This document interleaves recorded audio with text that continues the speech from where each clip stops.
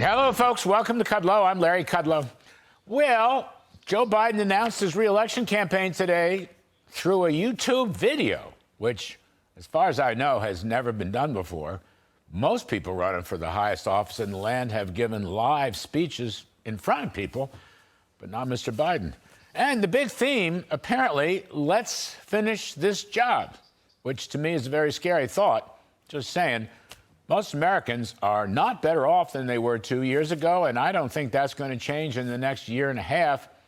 Mr. Biden failed to mention inflation in his reelect video, or the fact that real wages or take-home pay for typical working families have fallen essentially every month since he's been president. Falling real wages are the source of American pessimism in poll after poll, showing the source of unhappiness.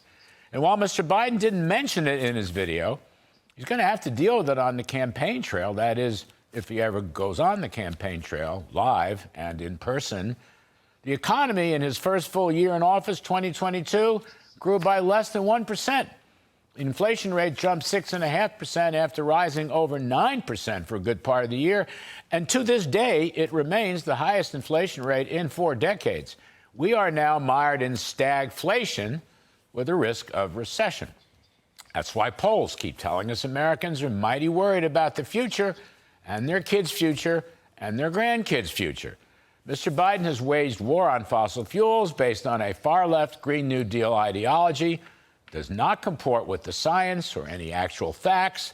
Lately, he wants to end the internal combustion engine and shift everybody to electric vehicles, but at the same time slash electricity power output by as much as 2/3. Go figure.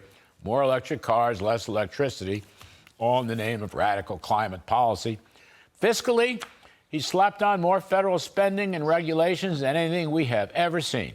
Big government socialism, or as Steve Forbes puts it, modern socialism through the regulatory state. Unelected bureaucrats.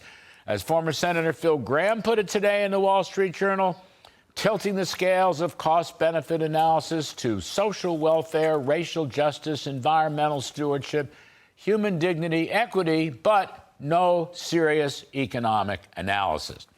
Besides shutting down the car business and the fossil fuel industry, Mr. Biden's regulations have gone after airlines, trucking, railroads, energy, communications, student loans, banks, credit cards, child care, family benefits, paid leave, unions, even recently punishing middle-class home buyers who have good credit in order to reward high-risk home buyers like the ones that brought down the financial system 15 years ago. Go figure.